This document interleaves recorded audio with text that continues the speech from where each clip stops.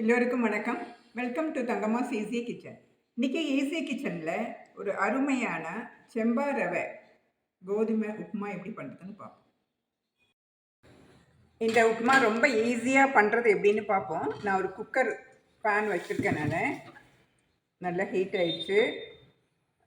ஒரு 2 table spoon oil விட்டுருக்கேன். இப்போ நம்ம அதில் ஒரு அரை டீஸ்பூன் கடுகு விடுவோம்.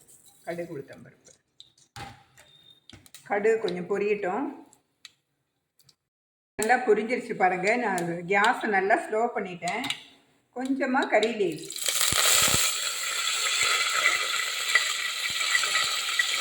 2 வரமிளகா,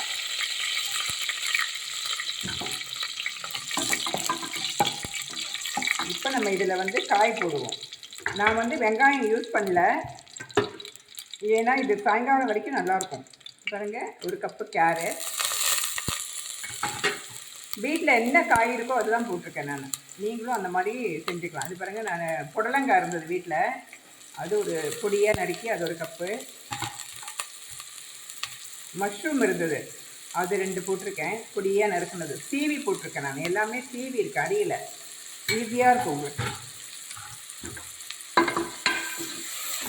இப்போ நம்ம நல்லா கொஞ்சம் வேகட்டும். இந்த டம்ளருக்கு ஃபுல்லாக 1 டம்ளர் ரவை எடுத்துருக்கேன் நான். அதை அப்படியே இதில் கொட்டிட்டு கொஞ்சம் கிளறி விடுவோம். ஒரு 2 மினிட்ஸ் கொஞ்சம் அப்படியே லைட்டாக வறுத்து எடுக்கலாம் நம்ம. பாருங்கள், இந்த 2 நிமிஷம் இந்த காயோடு சேர்த்து இதையை போட்டு நம்ம இந்த ரவையை போட்டு அப்படியே கொஞ்சம் லைட்டாக வறுத்து எடுப்போம். வறுத்துட்டோம். 2 நிமிஷம் ஆயிடுச்சு. நல்லா கேஸை ஸ்லோ பண்ணிட்டேன். இப்போ நம்ம இதில் தண்ணி விடலாம். 1க்கு 2 தண்ணி. இந்த 1 டம்ளர் ரவைக்கு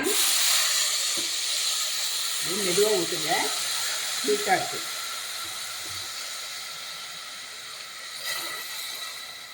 போதுமானது. இப்போ நம்ம அதுக்கு தேவையான உப்பு போடுவோம். உப்பையும் போட்டு நல்லா கிளறி விட்டுட்டு 2 விசில் மூடி 2 விசில் போட்டுருவோம். சீக்கிரமாக வெந்துடும். உப்புமா சீக்கிரம் ரெடி ஆகிடும். நல்ல ஸ்டீம் வந்தப்புறம் வெயிட் போடுங்க. 2 விசில் வந்ததுக்கப்புறம் ஃபுல் ஸ்டீம் அடங்கினதுக்கு அப்புறம் தான் நான் ஓப்பன் பண்ணுறேன். கிட்டத்தட்ட 10 நிமிஷம் ஆயிடுச்சு. இந்த மாதிரி குக்கரில் உப்புமா பண்ணிங்கன்னா ரொம்ப ஈஸி. பாருங்க, 1க்கு 2 தண்ணி கரெக்டாக இருக்குது பாருங்கள். இதுதான் பொலன்னு வந்திருக்கு. இப்போ நம்ம இதில் கொஞ்சம் கொத்தமல்லி தழை போட்டு உப்பு இருக்கான்னு பாருங்கள். உப்பு டேஸ்ட் பண்ணுங்கள். உப்பு இல்லைன்னா, சப்போஸ் கம்மியாக இருந்ததுன்னு வச்சுங்க, லைட்டாக சால்ட்டு போட்டு மிக்ஸ் பண்ணலாம்.